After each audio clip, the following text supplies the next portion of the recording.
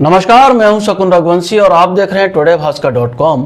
Today Bhaskar .com आपको main stream media के इस पूरे जंजाल के बीच में उन खबरों को रूबरू कराता है, उन खबरों को आपके सामने लाता है जिन खबरों का आपको सीधा साबका है, जिन खबरों का आपसे सीधा सरोकार है, जो खबरें आपको जाननी चाहिए। बहुत सारी ऐसी खबरें इस आपाधापी में रह जाती हैं जो मेन स्ट्रीम मीडिया आपको नहीं दिखाएगा। हम चूंकि मेन स्ट्रीम मीडिया से ही आए हैं, हम चूंकि एक नया माध्यम भर हैं, लेकिन हमें पता है कि मेन स्ट्रीम कैसे काम करता है और हमें कैसे काम करना है और क्या चीज आपके लिए महत्वपूर्ण है। आपको बता दूं, कल का घटनाक्रम जो हरियाणा का है वो आप सभी के सामने है।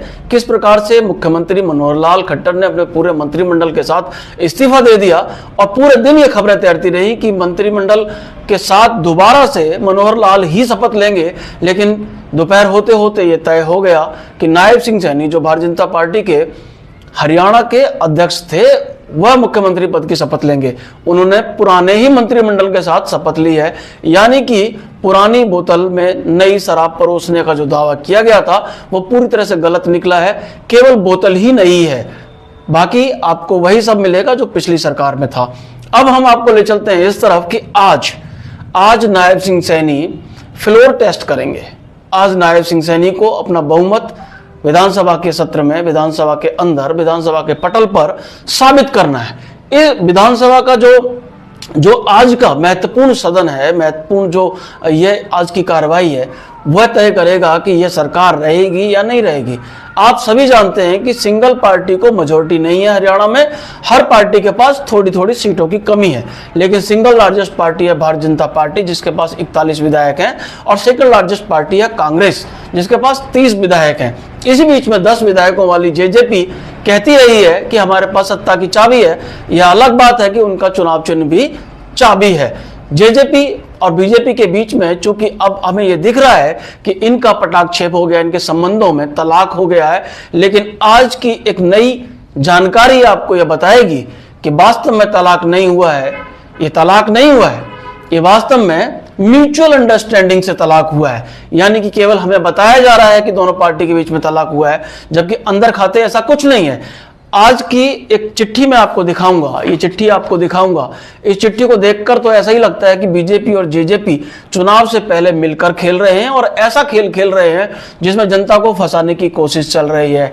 ये एक चिट्ठी है जो जेजेपी के मुख्य सचेतक ढांडा जी ने, अमरजीत ढांडा जी ने जारी की है अपने 10 विधायकों को। अमरजीत ढांडा जेजेपी के मुख्य सचेतक हैं विधानसभा के अंदर, यानी कि वह व्हिप जारी कर सकते हैं। वह विधायकों को सदन से उपस्थित या अनुपस्थित रहने के लिए कह सकते हैं, ऑर्डर कर सकते हैं। आपको बता दें कि दल बदल कानून के तहत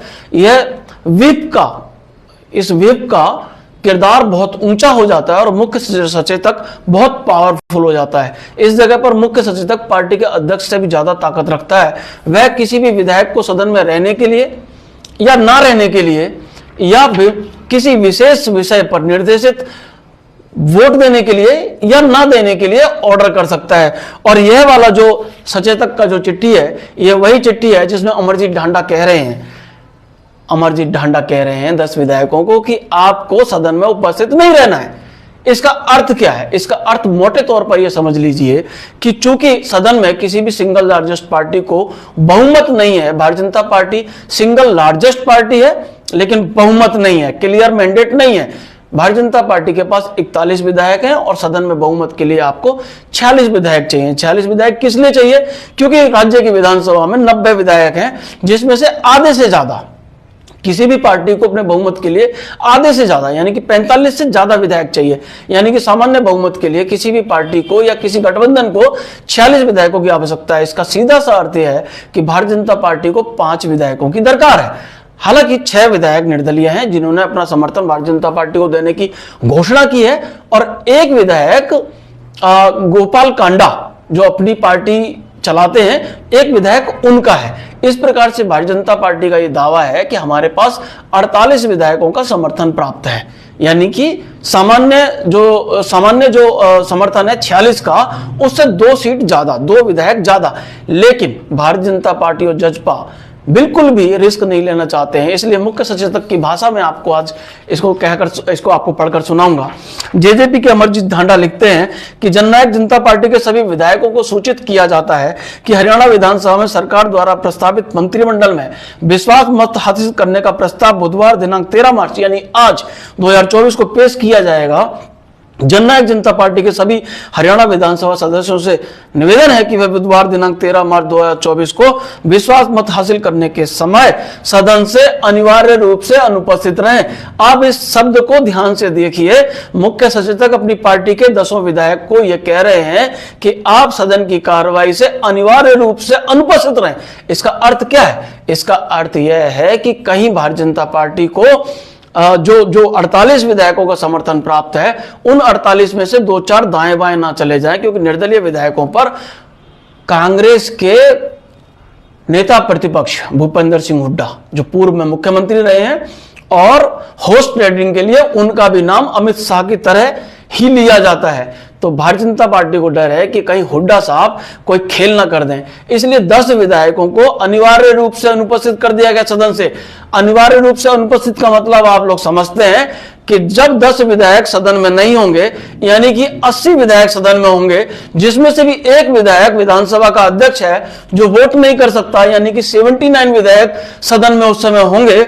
79 विधायक का मतलब समझते हैं आप? यानी कि 39 विधायक एक तरफ, यानी कि 40 विधायक। केवल 40 विधायकों का समर्थन जिस पार्टी के पास होगा, वो पार्टी विश्वास मत हासिल कर लेगी, वो पार्टी विश्वास मत को जीत जाएगी। आप जान रहे हैं कि भारतीय जनता पार्टी के 41 विधायक हैं। इसका अर्थ यह हुआ कि भारतीय जनता पार्टी को यदि कोई भी विधायक समर्थन ना दे, तो भी भारतीय जनता पार्टी आज नायब सिंह सैनी के समर्थन नेतृत्व में अपना बहुमत सिद्ध कर देगी। किस प्रकार की राजनीति है?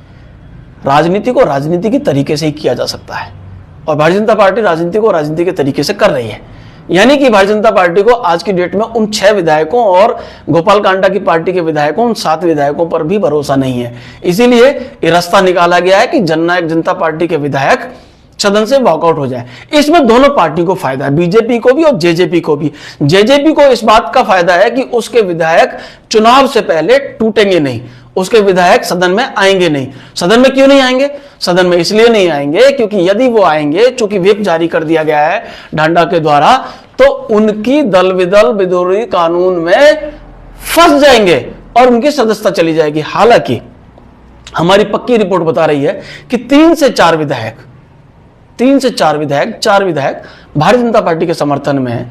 वो इस समय अपनी पार्टी की सदस्यता को भी त्याग सकते हैं, क्योंकि उनको भारतीय जनता पार्टी ने अपना उम्मीदवार बनाने का लॉलीपॉप थमाया है।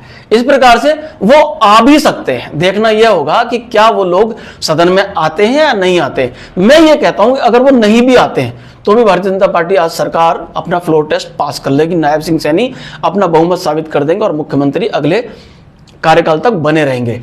अब आपको मैं बताता हूं कि यह व्हिप का क्या अर्थ है।